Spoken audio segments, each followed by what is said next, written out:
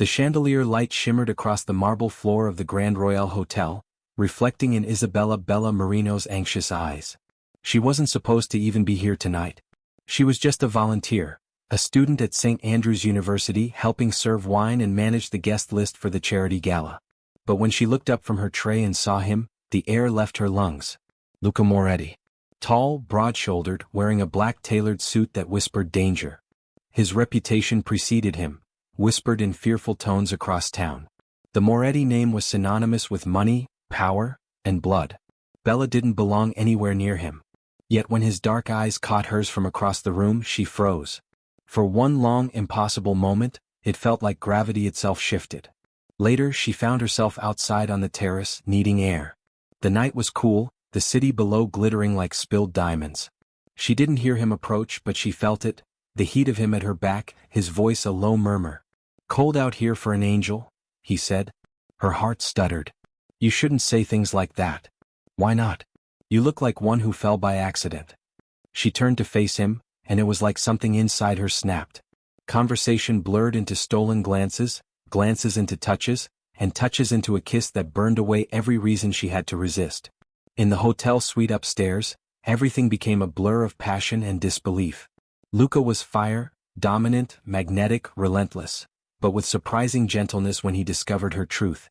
"You're a virgin?" he breathed, pausing, eyes darkening. She nodded, trembling. "Does it matter?"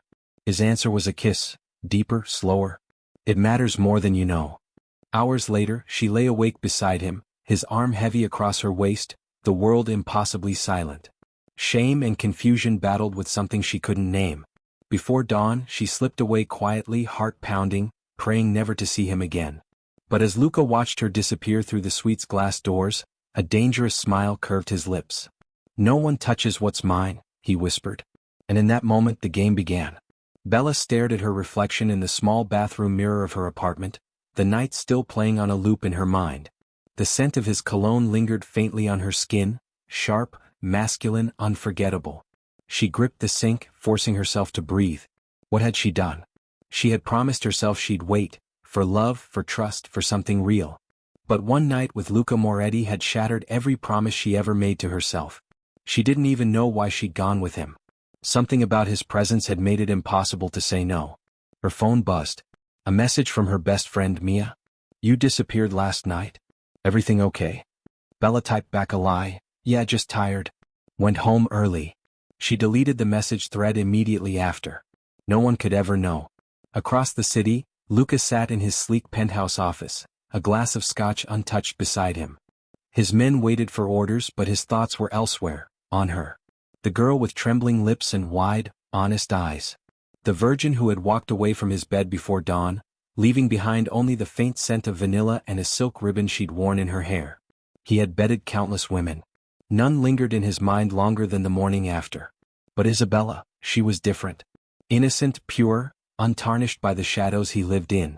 And now he couldn't stop thinking about her. "Boss, we've got a situation with the Rossi deal," one of his lieutenants said, snapping him back to reality. Luca's expression hardened. "Handle it. I've got something else to take care of."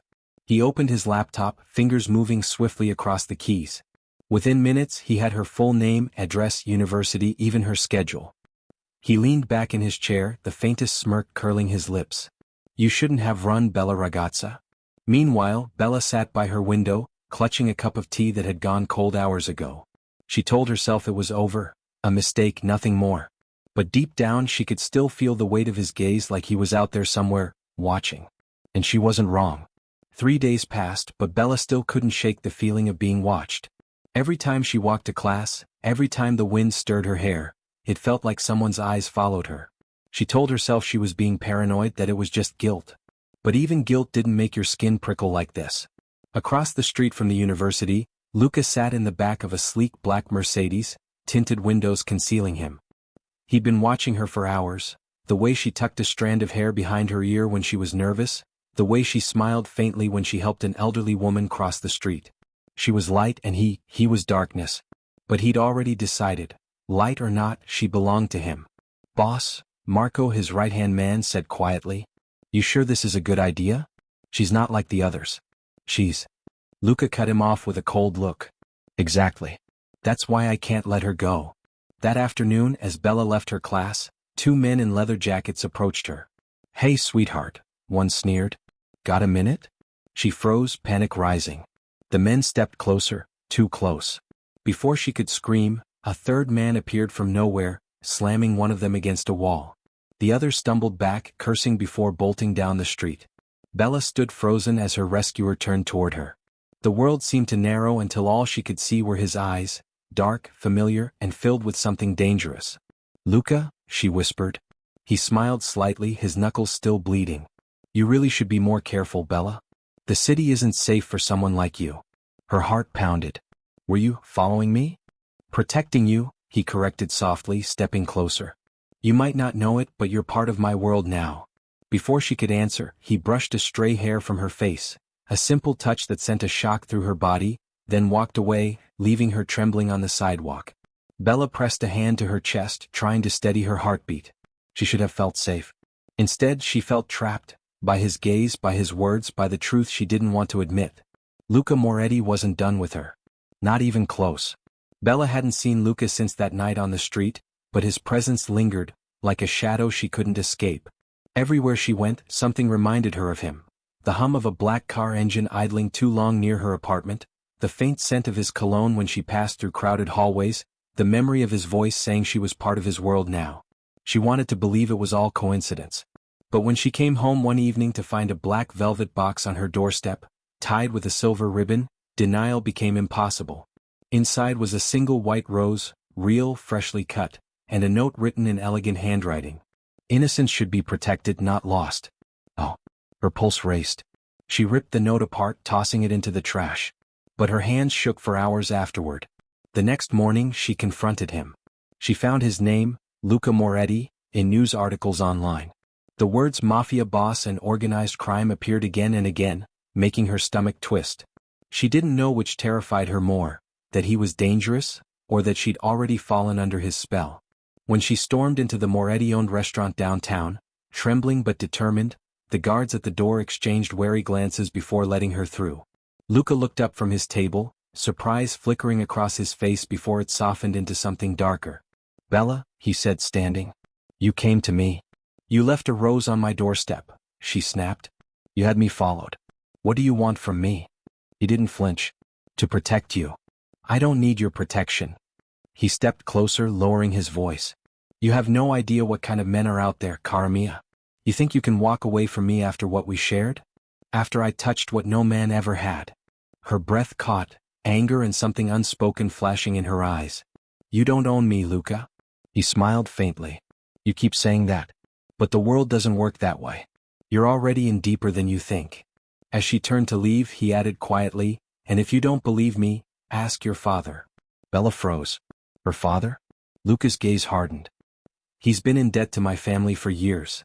Her blood ran cold. The secrets she thought she'd buried had just bound her to Luca in ways she couldn't escape. Bella's world tilted the moment Luca mentioned her father's debt. Her father, a quiet, struggling man who'd raised her alone, had always brushed off questions about his business troubles. Now she understood why. That night, she confronted him in their small kitchen, voice shaking. Dad, do you owe the Morettis money? His expression crumpled. It was years ago, Bella. I borrowed to keep the shop open after your mother died. I thought I could pay it back. She stared at him, stunned. You borrowed from the Mafia? He reached for her hand. I never meant for you to get involved. Luca promised. Luca promised what? That he'd protect you. Her heart pounded as realization hit. Luca hadn't appeared by chance. He'd known who she was all along. The gala, the night they spent together, none of it had been an accident. Meanwhile, Luca sat in his office, the city lights stretching beneath him. Marco paced nearby, restless. She knows, boss. About her father. She's angry. Luca's jaw tightened. Let her be. She'll come to understand. You sure about that? You crossed a line bringing her in this way. Luca's voice dropped. I didn't bring her in. Fate did. Marco sighed but said nothing more. He'd never seen his boss like this, distracted, reckless, almost human. The next day, Bella arrived at Luca's penthouse unannounced. Fury burned behind her eyes. You used me, she said, voice trembling. You knew who I was from the start. Luca stood slowly, his gaze softening. At first, yes. But I didn't plan what happened between us. I didn't plan to want you. She shook her head. You're obsessed, not in love. You control people, even me. He stepped closer, his voice raw. Maybe I do. But I've never wanted anyone the way I want you. For a moment, silence stretched between them, heavy, electric. Bella wanted to scream, to run, yet part of her ached at the sincerity in his tone. You've ruined everything, she whispered. Luca reached for her hand, but she pulled away. No, Bella, he said quietly. I've just begun. Outside, thunder rolled over the city, a storm brewing that neither of them could escape. The storm that raged outside Luca's penthouse mirrored the one inside Bella's chest. She'd walked away from him that night, determined never to see him again, but the truth of her father's debt chained her to Luca's world whether she liked it or not. Days turned into sleepless nights. She tried focusing on her studies, her job, her friends, but every time she closed her eyes she saw Luca, the way he looked at her like she was both his salvation and his sin. Then one evening, a black car pulled up beside her as she left her shift at the cafe. Marco stepped out, rain dripping from his coat. Boss wants to see you, he said. Bella hesitated. Tell him I'm done being his problem. Marco sighed. You don't understand, Miss Marino. He's making enemies because of you. Those words sank deep. Against her better judgment, she got in the car. At the Moretti estate, Luca was waiting by the fireplace, the glow casting sharp shadows over his face. He looked tired and dangerous. You shouldn't have come, he said softly, though his eyes said otherwise. You sent your men for me, she snapped. He smiled faintly. You could have refused. She crossed her arms. What do you want, Luca? He gestured to the seat across from him. I want you to see my world. To understand it before you judge me. Against her instincts, she listened as he spoke about the business, the corruption, the deals, the betrayals. He didn't hide the violence, but there was honesty in his words that unsettled her. Do you regret what you are? She asked quietly. He met her eyes. Every day. But this world doesn't forgive softness. Something shifted between them, not forgiveness but understanding. She saw the man behind the legend and for the first time she pitied him. When she finally stood to leave, Luca caught her wrist gently. If you walk out that door I'll let you go, he said. But if you stay, you become mine. Bella's breath caught. The fire crackled between them, casting light on faces torn between desire and destruction. She didn't answer, she simply looked at him, trembling, torn. And in that moment, Luca knew she hadn't chosen yet. But she would. Bella stayed away from Luca after that night, or at least she tried to. But the line between his world and hers was already fading. She caught glimpses of his cars near her building, his men outside her university gates. Every shadow felt alive with his presence. Then one evening a message arrived. No name, no number, just a photo of her walking alone and a single line of text. He can't protect you forever. Her stomach dropped. She rushed to Luca's penthouse, fury and fear tangled together. Someone's watching me, she said, throwing the phone onto his desk. Luca's expression hardened instantly. He barked orders to Marco. Find out who sent it.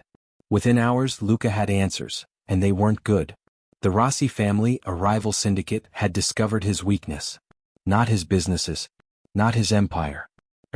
They know you mean something to me, he said quietly. They'll use that. Bella's chest tightened. Then let me go. If they think I'm nothing to you, maybe they'll stop.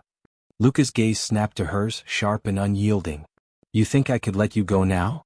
She met his stare, desperate. You're making it worse.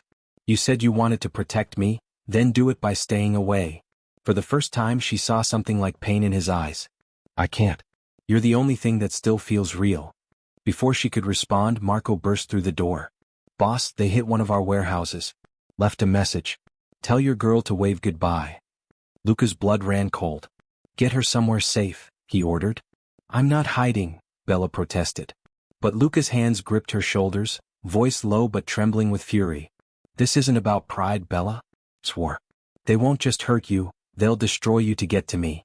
As she looked into his eyes, she finally understood. This wasn't obsession anymore. It was something far more dangerous. Love in its most possessive, destructive form.